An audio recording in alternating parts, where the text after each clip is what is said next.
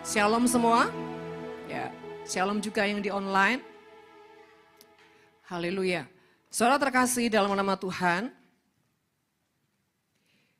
biar pujian yang kita tadi naikkan, saudara, menjadi sebuah ketetapan di hati kita, bahwa kita tuh selama-lamanya selalu ada di dalam hadiratnya, bahkan di dalam maligai cintanya.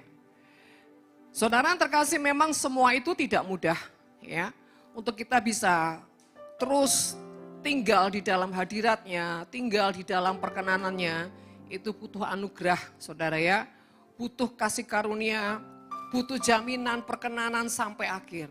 Tapi bukan berarti di pihak kita tidak berusaha. Saudara terkasih, pagi hari ini firman Tuhan temanya adalah persimpangan hati. Saudara, biasanya persimpangan jalan ya. Ini kenapa jadi persimpangan hati? Karena saudara, di persimpangan jalan itu tidak perlu mengkhawatirkan. Nanti ada Mbah Google, saudara. Yang mengerikan itu kalau persimpangan hati, saudara ya. Nah, saudara terkasih, persimpangan. Saudara, ini bicara keraguan, bicara kebimbangan, bicara ketidakpastian. Saudara terkasih, apakah hari-hari ini saudara yakin bahwa Tuhan ada bersamamu dan di dalammu? Aminnya beneran, yakin. Apa insya Allah? Saudara, kita harus yakin. Dan bagaimana supaya kita yakin, saudara? Ya, saudara, kita perlu belajar pada pagi hari ini. Kita harus belajar bagaimana kita punya ketetapan hati, karena dunia ini akan semakin digoncang, semakin goncang, dunia tidak akan semakin baik-baik. Tetapi anak-anak Tuhan yang tinggal di dalam kedaulatan Tuhan, yang selalu saudara ya, melekatkan hatinya Tuhan. Saudara terkasih, apapun musim tidak akan mengganggu kehidupannya. Karena Tuhan adalah Tuhan yang tidak tergoncangkan. Mari kita sama-sama buka di dalam Matius pasal yang ke-21.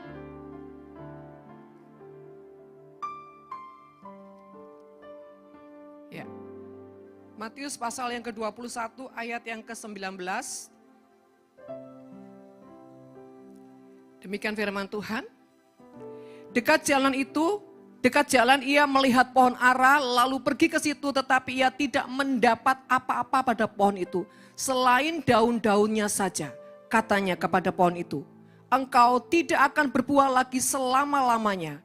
Dan seketika itu juga keringlah pohon ara itu. 20, melihat kejadian itu, tercenganglah murid-muridnya, lalu berkata, bagaimana mungkin pohon ara itu sekonyong-konyong menjadi kering?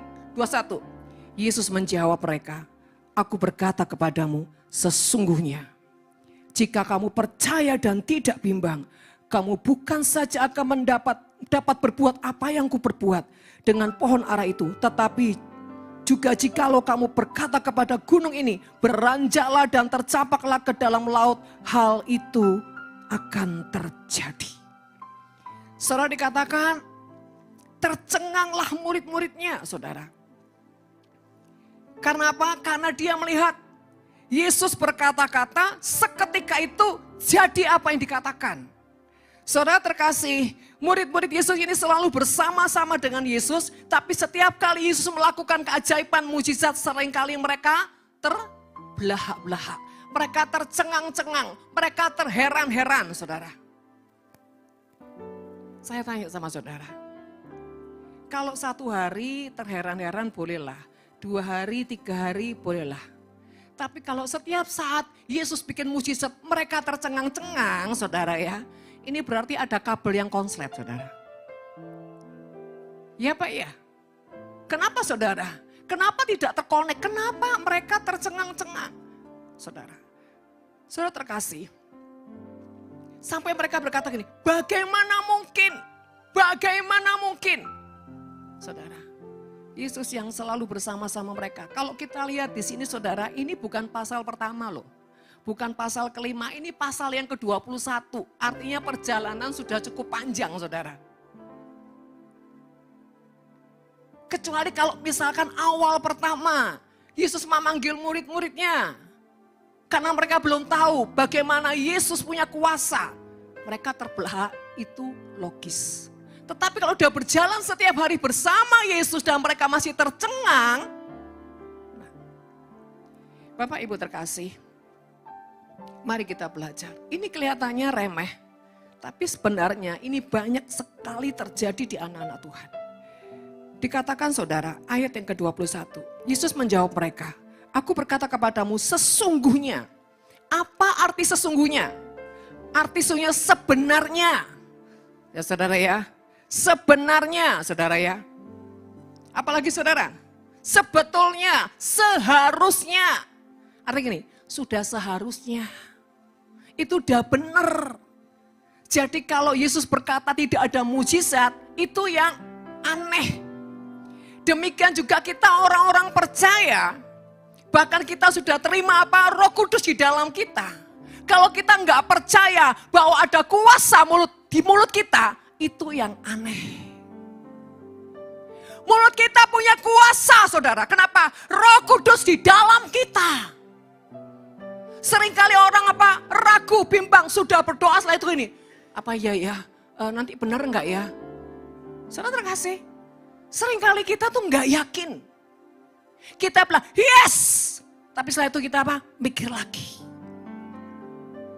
Bapak Ibu terkasih, kenapa? Apakah peristiwa itu kebetulan? Berjalan bersama Tuhan tidak ada yang kebetulan, saudara. Dia sengaja, saudara. Yesus sengaja melakukan hal itu. Saya tanya, Yesus tahu nggak bakal reaksi muridnya seperti itu? Sangat tahu. Tapi kenapa dia buat seperti itu? Supaya menyadarkan muridnya. Kalau engkau muridku, engkau bisa lakukan seperti gurumu. Apalagi saudara, kita bukan cuma murid. Kita ini anaknya Tuhan. Anak mewarisi apa? Kemampuan bapaknya, kuasa bapaknya. Bahkan saudara, yang lebih istimewa, Roh Kudus sudah di dalam kita. Artinya Roh Tuhan itu menguasai kita, sudah di dalam kita. Bilang kanan kiri, sadar Roh Tuhan di dalammu. Jangan bilang lagi, bantu doa ya, bantu doa ya. Saudara terkasih, karena di dalammu punya kuasa. Apa yang kau perkatakan, jadi. Sekarang permasalahannya kenapa murid-murid ini bukan saja mereka tercengang-cengang, bahkan mereka Mereka nggak percaya, saudara. Nah, saudara terkasih, dikatakan jika kamu percaya dan tidak bimbang. Jika kamu percaya, bagaimana kita bisa percaya? Saudara pertama, kenapa orang itu tidak percaya? Karena tidak kenal. Ya Pak ya saudara, kan cuma katanya. Yesus ajaib, Yesus luar biasa, Yesus dahsyat. Katanya. Terus katanya. Yesus dahsyat, dia penyembuh. Katanya. Sekalipun mulut berkata, yes. Tapi di bawah alam sadar bilang gini, katanya. Kenapa? Aku gak ngalami. Kenapa kau gak ngalami? Karena kau gak kenal. Kenapa kau gak? Karena kau gak mau kenalan, saudara. Kita gak bisa, saudara ya. Setiap hari, doa pagi, melakukan segala sesuatu hanya rutinitas, tapi kita tidak pernah membedah di jiwa kita, bahkan di roh kita, memastikan apakah saya sudah kenal Tuhan. Padahal saudara, target Tuhan itu gini, bukan cuma kita kenal Tuhan, kita harus dikenal Tuhan. Dikenal Tuhan apa saudara? Diperkenan Tuhan.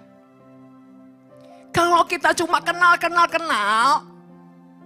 dan kita nggak yakin apakah dia kenal kita, ini masalah besar saudara. Dan saudara terkasih, murid-murid bisa selalu bersama-sama Yesus setiap hari. Saudara, contoh gini, kalau kita lagi ke Israel, wah rombongannya kan banyak saudara. Tapi enggak semua rombongan kan dekat sama leadernya. Ya Pak ya? Iya. Kalau yang dekat-dekat sama leadernya, dekat-dekat sama hamba Tuhannya, itu pasti orang yang haus dan lapar. Karena gini, mau tunggu-tunggu, nanti dia bicara apa lagi ya? Dia menyampaikan apa lagi? Tapi kalau orang sekedar apa? Jalan serta Yesus, jalan kesannya setiap hari. Jalan toh saudara. Banyak orang ya, saya ini perhatikan ya, orang ke Israel. Niatnya awal bagus. Begitu sampai di sana, otaknya cuma apa? Belanja, foto-foto. Belanja, foto-foto. Terakhir, toilet. Udah 3 itu fokusnya saudara. Kalau nggak percaya, alamin sendiri. Pertama waktu berangkat, oh Tuhan. Sampai di sana, tulalit saudara. Lihat apa? Silau. Lihat ini silau. Apalagi lihat belanjaan, nggak tahan saudara. Saya memperhatikannya. Hanya sedikit orang. Yang ketika ke sana itu sungguh-sungguh cuma kejar Tuhan. Sibuk belanja, foto-foto, toilet. Itu target ketiga. Bukan Bapa, Putra, dan Roh Kudus, saudara. Sama-sama 3-nya, tapi ini tersesat.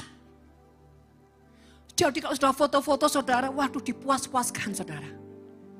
Nah, saudara terkasih, kembali lagi, perjalanan kita, mari kita takar. Apakah kita ini sudah berjalan bersama Tuhan?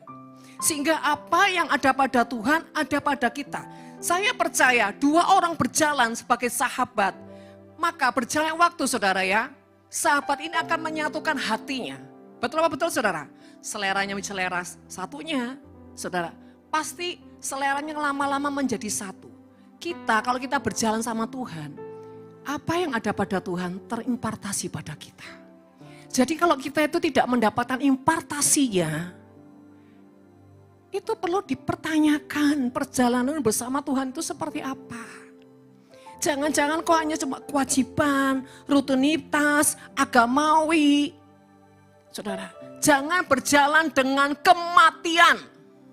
Tapi berjalan dengan kehidupan. Gimana caranya? Buka kesadaran setiap kali. Bangun tidur saudara ya, kau cari Tuhan. Saudara ini aneh, tiap pagi ya doa pagi, tapi kesadarannya tidak dibuka. Aku ini ngapain tuh? Saudara nggak usah doa pagi, yang datang ibadah ini aja loh. Dari sepanjang nyanyi, penyembahan, tidak semua benar-benar dibuka kesadarannya. Saya lagi menyembah Tuhan, saya lagi berurusan dengan Tuhan, saya sedang berorientasi dengan surga. Tidak semua, ada yang cuma jadi ekor nyanyi tok saudara. Haleluya, ikut nyanyi. Haleluya. Pulang, pedo apa yang enak nanti pulang. Haleluya. Selain ke mall ya. Atau minimal cuma ngekor. Saudara terkasih, kalau cuma mulutmu memuji Tuhan, sementara hatimu tidak kau bangkitkan, tidak kau hidupkan, engkau bukan penyembah Tuhan. Engkau agamawi. Engkau hanya menjalankan liturgi. Pantes tidak bisa mengalami Tuhan. Kita ini harus mengalami Tuhan sampai ujungnya ada perubahan dalam hidup. Saudara, orang yang beribadah harus mengalami sebuah perubahan demi perubahan. Kalau ibadah puluhan tahun bahkan puluhan tahun tidak berubah, saudara, mengerikan. Semakin lama semakin perubahannya semakin dewasa. Lama-lama seperti Kristus. Apanya saudara? Sikapnya, perbuatannya, karakternya, attitude-nya, semua tambah mirip. Orang ini kok tambah lama tambah rendah hati ya. Tambah lama tambah kok murah hati ya. Oh tambah lama kok pelitnya bertobat ya. Oh tambah lama kok tambah kikirnya hilang ya. Ada saudara, kikir dan pelitnya. Karena gini loh Bu, Yesus kan gak berubah. Aku yang tidak berubah. Dahulu, sekarang, dan sampai selamanya. Pelitku tak pernah berubah. Saudara kasih, jangan kita ini ya tidak sadar. Kalau ada yang tidak berubah dalam diri kita. Kita harus kejar sebuah perubahan. Saudara terkasih, mari belajar. Jangan mau rugi mengikut perjalanan bersama Tuhan, saudara. Dan berkat itu bukan takaran yang terlalu penting. Orang bilang gini, kalau diberkati, wah pasti dia itu diperkenan Tuhan. Belum tentu, saudara. Wah kalau tiba-tiba rating pelayanannya naik, waduh pasti dia diurapi Tuhan. Belum tentu. Zaman sekarang nih ya, orang mau terkenal, orang gampang, saudara, banyak jalan menuju Roma.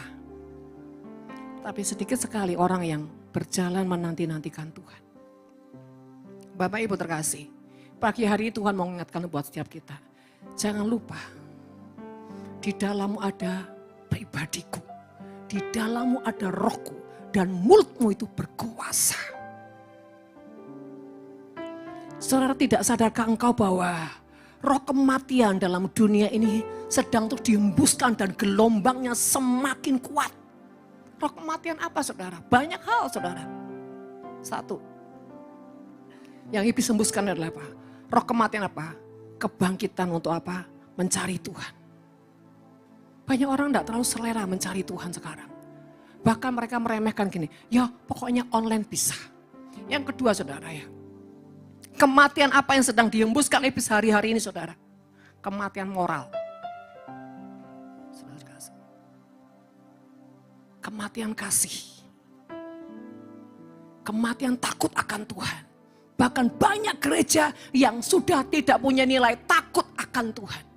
Mereka beribadah, mereka pelayanan tetap. Tapi sorry ya, hatinya gak ada takut akan Tuhan. Cuma kibul, pura-pura, main topeng. Kelihatannya takut Tuhan, sejujurnya enggak kok. Karakternya tetap jahat. Sombongnya tetap, angkuhnya tetap. Terkasih enggak jaminan. Kita ini saudara ya, ini bukan perkara menghakimi. Kita harus koreksi diri. Karena iblis di akhir zaman ini enggak takut orang. Jangankan ibadah saudara, pelayanan pun setiap hari enggak. Iblis bilang, enggak apa-apa nak, semakin banyak kamu beribadah, semakin banyak kamu ke gereja, bagus. Tapi jangan berurusan dengan pertobatan. Kenapa saudara? Sekali lagi, murid-murid Yesus ini menyertai Tuhan, tidak sungguh-sungguh mengasihi Tuhan. Bayangin 12 murid yang berani punya tekad, yang berani punya keradikalan, cuma Petrus. Yang 11 ngapain, yang satu udah nyangkal Yesus. Saya mau kasih tahu gini saudara ya. Tidak semua orang ya benar-benar hatinya tuh mencintai Tuhan. Tidak semua orang. Tidak semua orang berfungsi di rumah Tuhan. Ini misalkan saya punya pengerja ini. Misalkan katakan 20 saudara. Tidak semua 20 orang ini punya bobot yang, wih sama Tuhan tuh ngejarnya. Tidak semua. Mereka benar-benar radikal mau mencintai kehambaan. Dan itu terjadi di mana-mana saudara.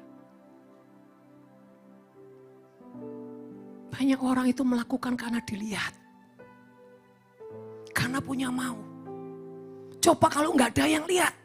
Apakah dia tetap punya bobot yang sama? Hidup ini gampang saudara. Lakukan sesuatu yang orang nggak lihat. Supaya tes dirimu. Kau tuh punya bobot seperti apa sih? Kebaikanmu, kasihmu, pengorbananmu. Bila perlu orang nggak tahu, terus lakukan. Kau takar dirimu. Rela nggak kalau orang nggak tahu? Bahkan gini, rela nggak ketika kau sudah lakukan yang terbaik, orang malah menghujat dirimu. Apakah kau rela? Mari saudara. Karakter Kristus harus ada dalam hidup kita. Itulah terang, itulah kemuliaan, dan itulah perkenanan. Saudara terkasih, dikatakan begini, kalau kamu percaya dan tidak bimbang, kamu bukan saja dapat berbuat apa yang ku perbuat dengan pohon ara itu. Artinya Tuhan mau ngomong gini, yang aku kasih contoh ke kamu ini nak, sesuatu yang kecil, tidak ada apa-apanya. Karena apa? Aku masih bersamamu. Tapi ketika aku tinggal di dalammu, ledakan akan jauh lebih besar engkau lakukan demi namaku. Tidak ada yang ngamen, bengong, masih tidur. Tercengang lagi. Saudara, gimana kita bisa tahu orang yang haus dan lapar? Begitu benih dilepaskan, dong, yes! Gitu saudara, itu orang lapar. Kalau enggak gini.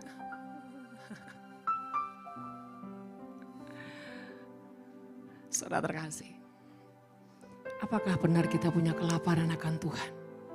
Kelaparan akan firman-Nya.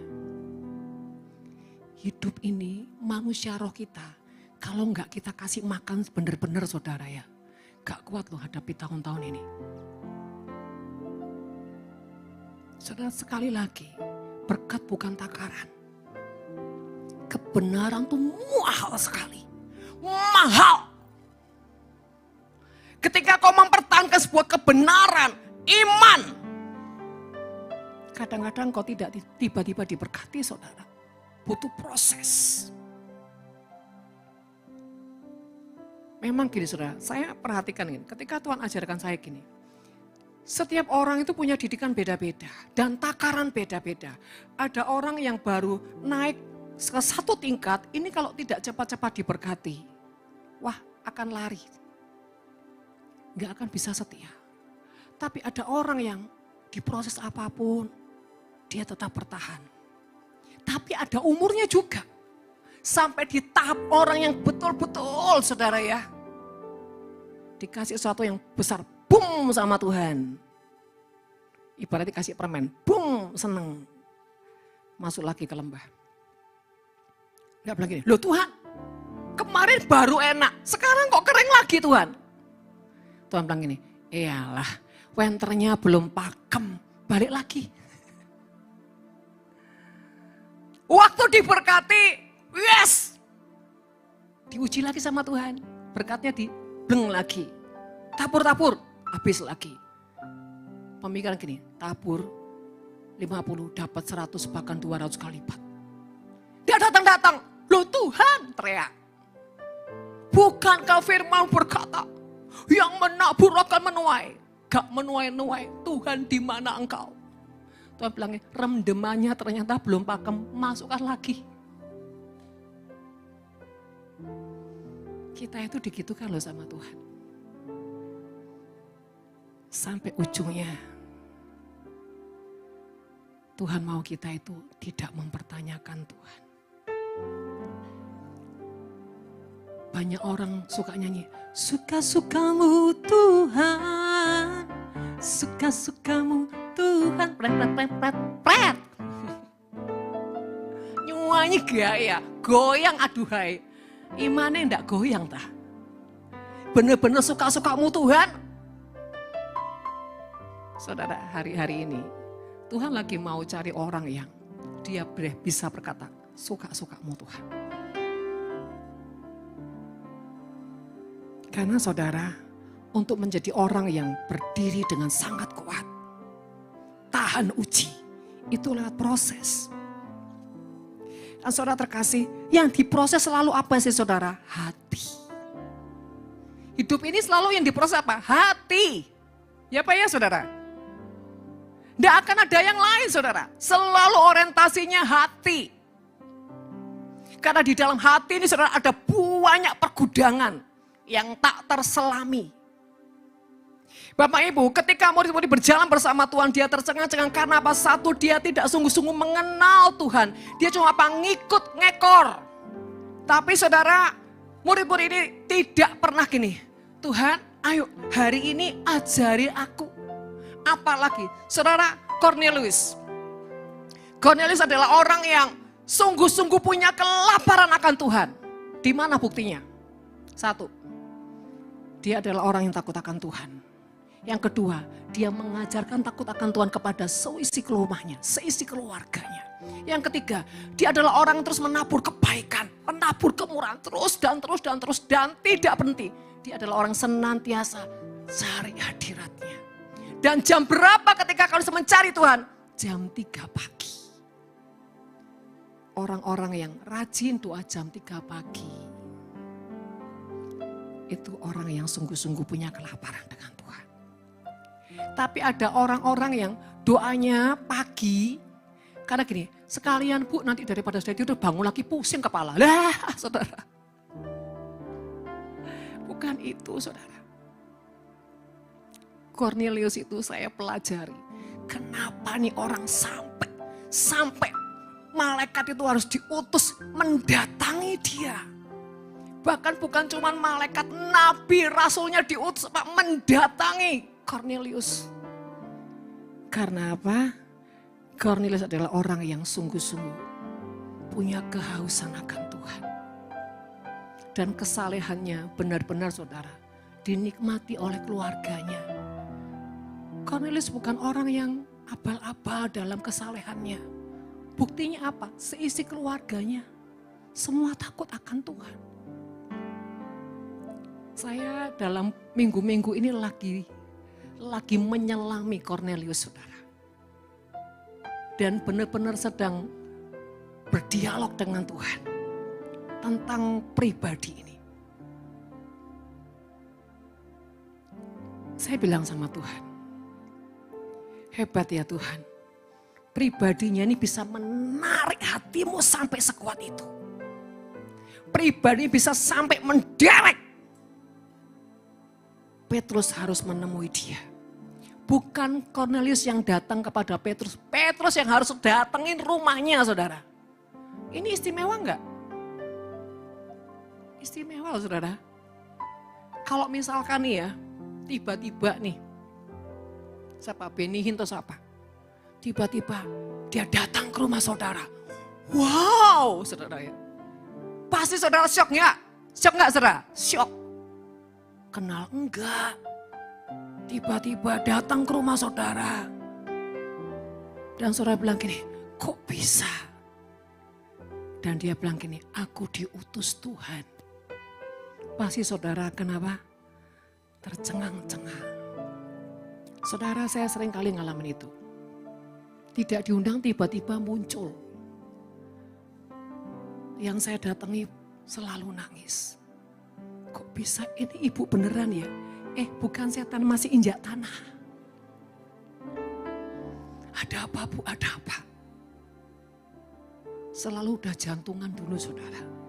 Ini mau dimaki-maki, dimarahin, dibedah, atau mau diberkati gitu saudara. Pertanyaan-tanya. Saya bilang itu gak penting semua. Satu hal yang kau perlu mengerti, kau dicintai Tuhan. Kalau enggak ngapain suruh hambanya ke sini? Jangan mikir itunya, ini loh orang suka asumsinya tuh saudara. Manusia tuh selalu punya motivasi. Bu ya jangan lihat itunya saudara. Ini mau diapain ya, mau dibedah, mau digolok, apa mau atau mau diberkati ya. Loh selalu motivasinya tuh saudara. Kenapa orang udah berpikir nih? Kok bisa ya Tuhan itu? Saya ini berapa kali ya yang mikir gitu cuma 1-2 bisa dihitung saudara. Ketika saya lihat reaksi seperti itu saya bilang ini motivasinya benar. Ini baru yang tulus dengan Tuhan. Kalau yang lain, ada apa Bu? Ada Bu? Ada yang salah ya Bu? Bingung saudara. Atau gini, Bu apa? Ada pesan apa? Enak apa enggak Bu? Siapa laki-laki itu saudara? Thomas. Saudara kasih. Intinya gini loh. Percayakan kau. Kalau tiba-tiba satu kali Tuhan menghampirimu. Di satu tempat, di satu waktu yang kau tidak sadar dan kau tidak pernah pikirkan. Tiba-tiba dia menghampirimu. Saudara, di sini pun saya lihat reaksi hati. Datar. Kalau yang, yes Tuhan, wes. Itu bikin Tuhan gak tahan. Atau yang gini, diem tapi dalam hatinya gini. Tuhan, bener ya Tuhan ya, sungguhan loh Tuhan, aku tunggu loh Tuhan.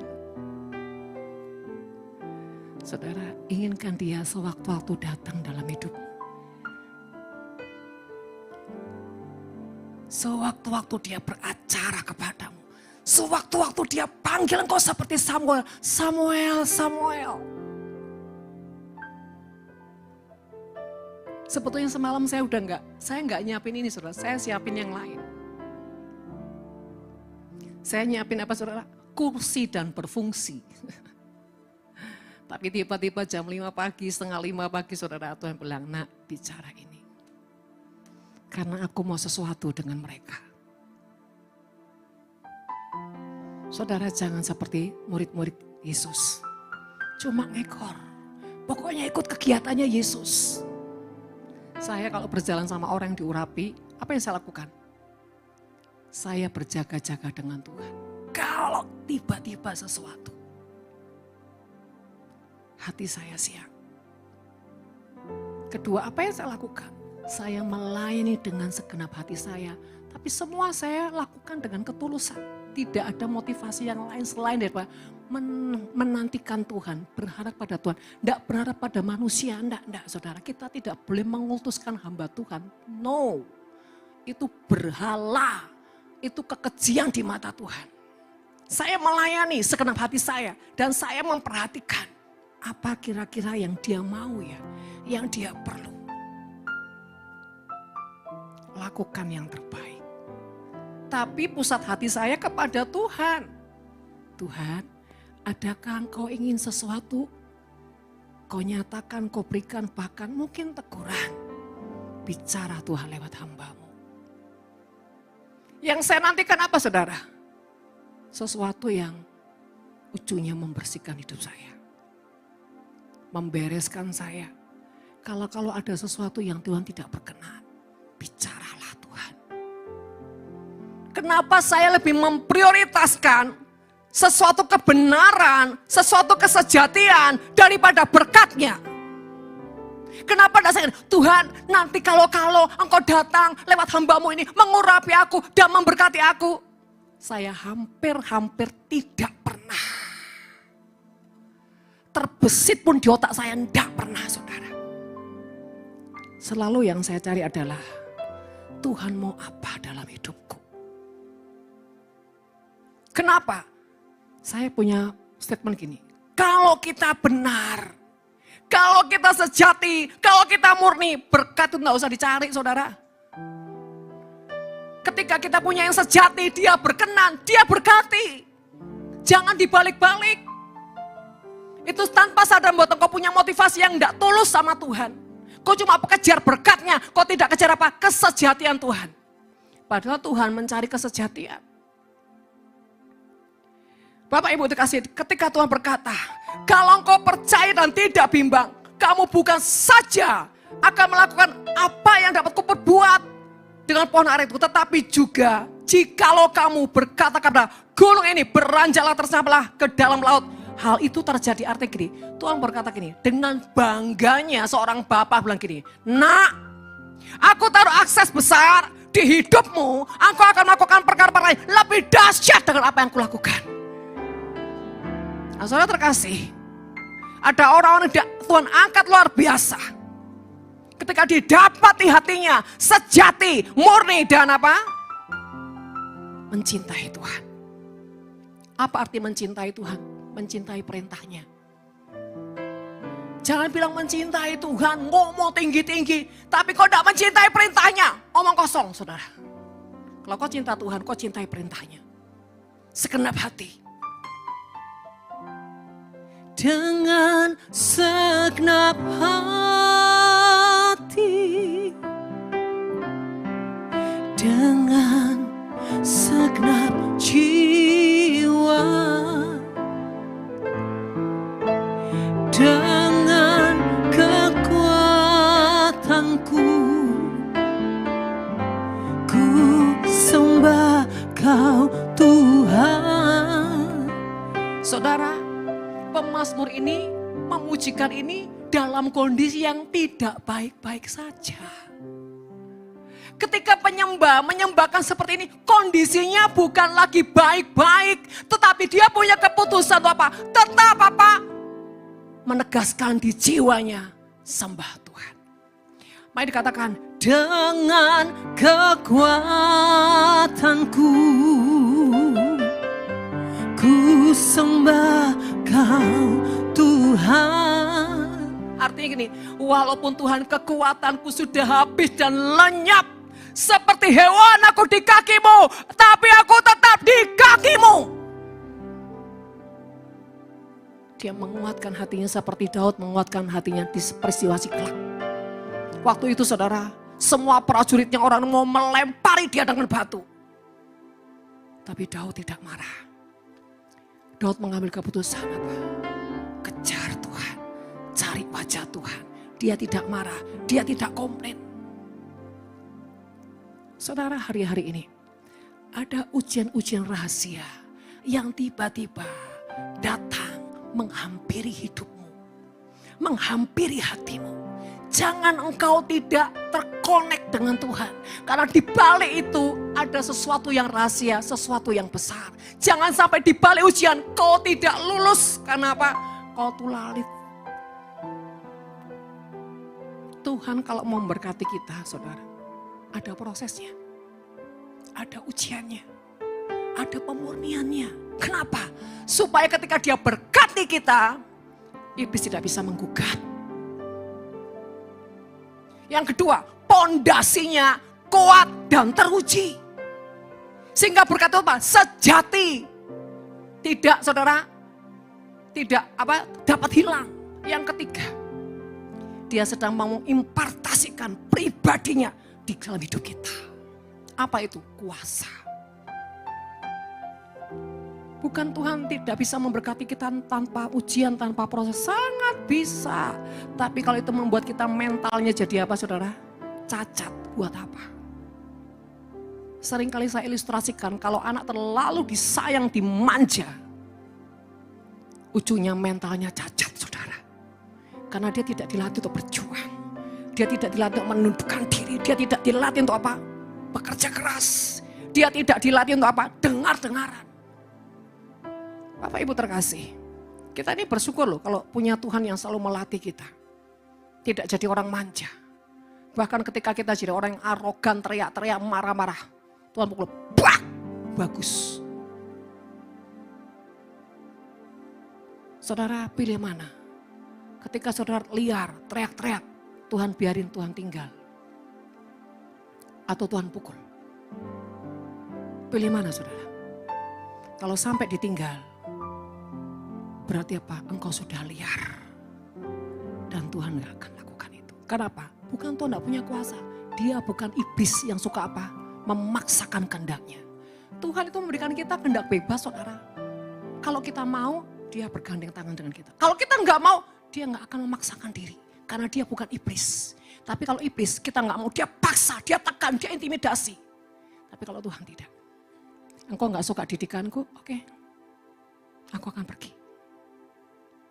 Saudara terkasih, jangan jadi orang bodoh.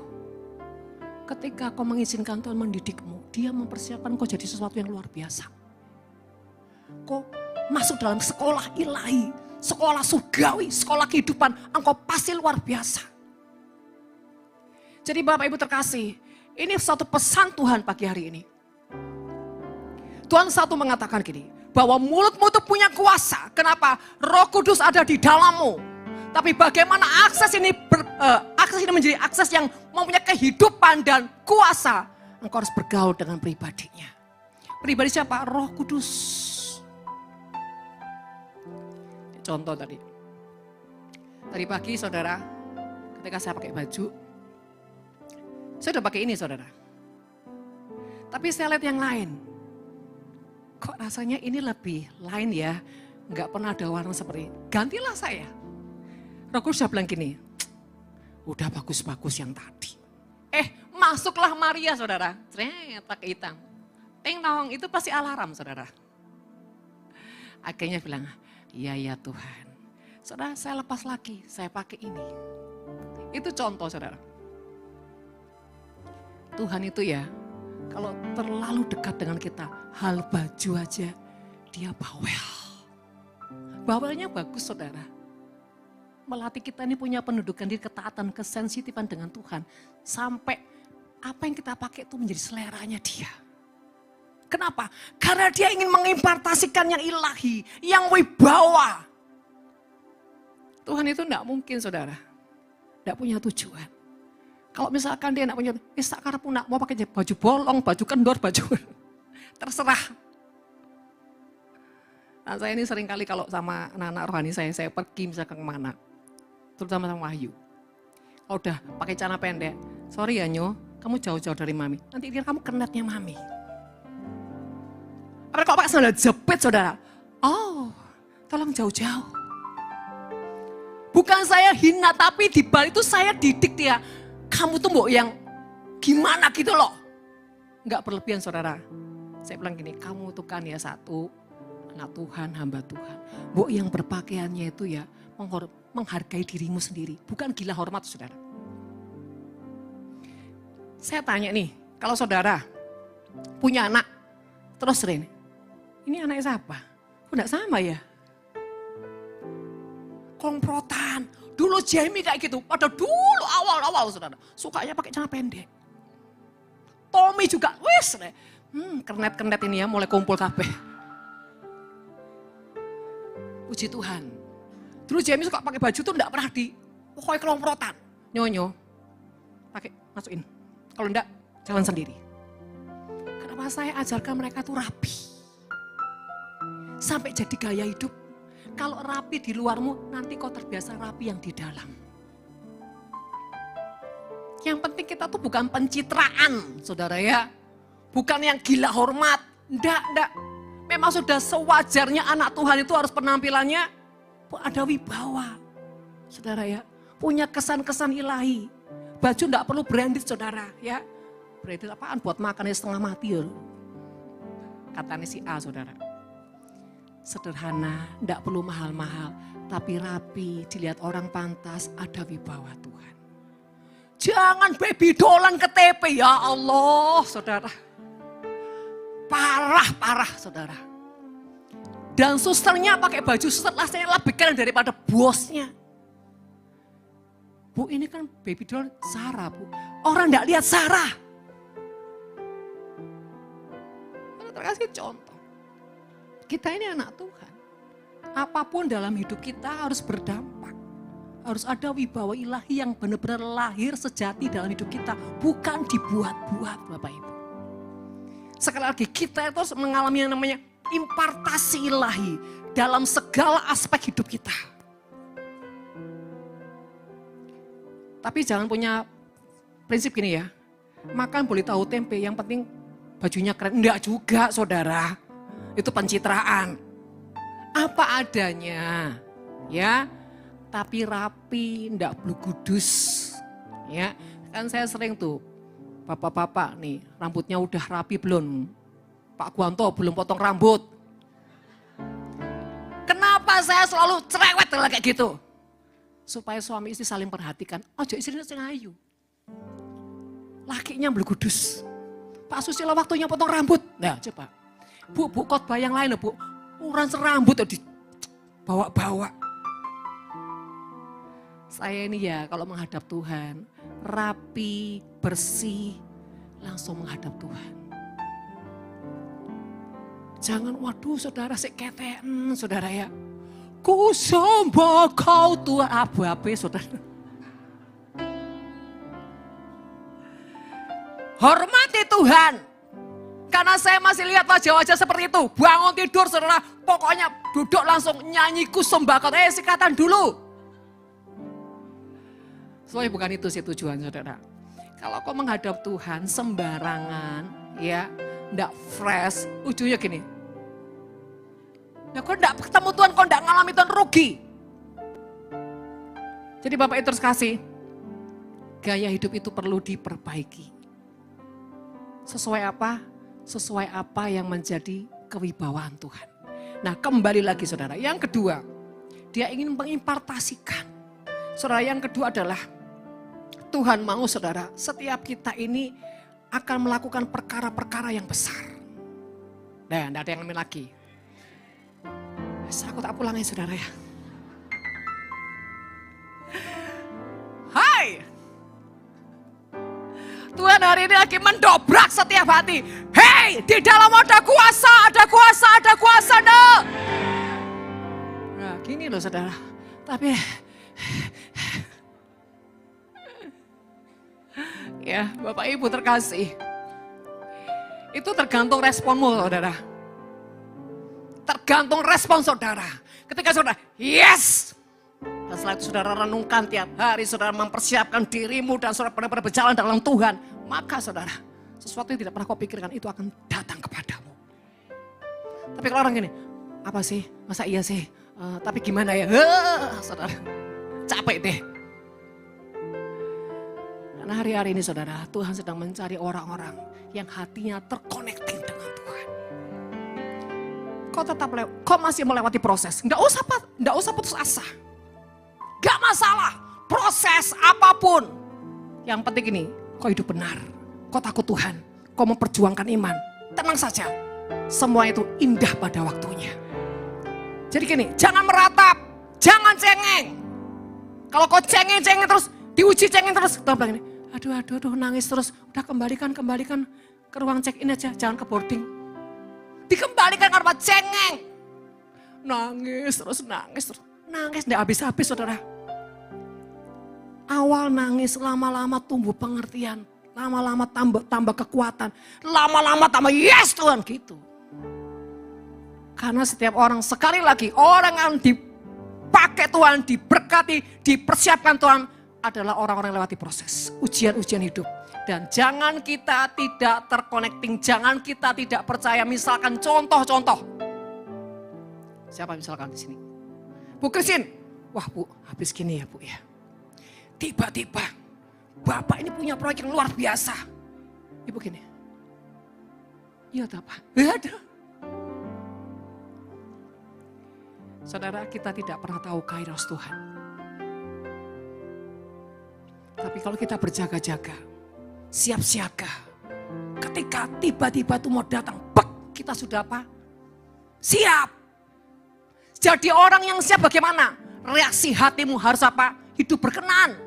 Reaksimu tidak marah-marah, tidak ngomel, tidak kecewa, tidak apa? Nangis bombay. Jadilah kuat. Saudara terkasih, saya hari-hari ini sedang mengerjakan itu. Jadi kuat. Karena saya tahu sesuatu yang dahsyat sedang menunggu saya. Bernubuatlah atas dirimu sendiri. Sesuatu yang dahsyat sedang menunggu saya, sedang menyambut saya. Karena saya lihat ada orang-orang yang tiba-tiba akan diberkati meledak. Tapi satu hal saudara terkasih, jangan berpusat pada berkat. Jangan sampai seperti orang tadi ya, di wenter. Wenternya luntur saudara, jangan luntur. Tuhan bawa kau di bawah, Tuhan bawa kau di atas, hatimu tetap apa? Sama. Minta Tuhan jamin saudara. Saya kalau berdoa semua jemaat Navidia itu enggak tahu satu kali berapa puluh kali sudah satu hari. Terus saya bilang Tuhan jamin. Bersumpahlah sampai gitu saudara saya ini. Kadang orang gila saudara. Tapi itu tanggung jawab gembala. Memastikan domba-dombanya ini ada dalam jaminan Tuhan. Itu tanggung jawab. Karena mereka adalah orang dilahirkan dari benih roh iman. Jadi tidak boleh dimain-mainkan. Satu domba, satu jiwa harus dipertanggungjawabkan. Apalagi kalau orangnya ini sepertinya tidak punya harapan. Ini saya akan angkat lebih tinggi saudara. Dari yang lain, kenapa? Supaya ketika dia diangkat, dunia lihat kemustahilan. Saudara sebagai orang tua harus punya perjuangan seperti itu. Yang terakhir saudara.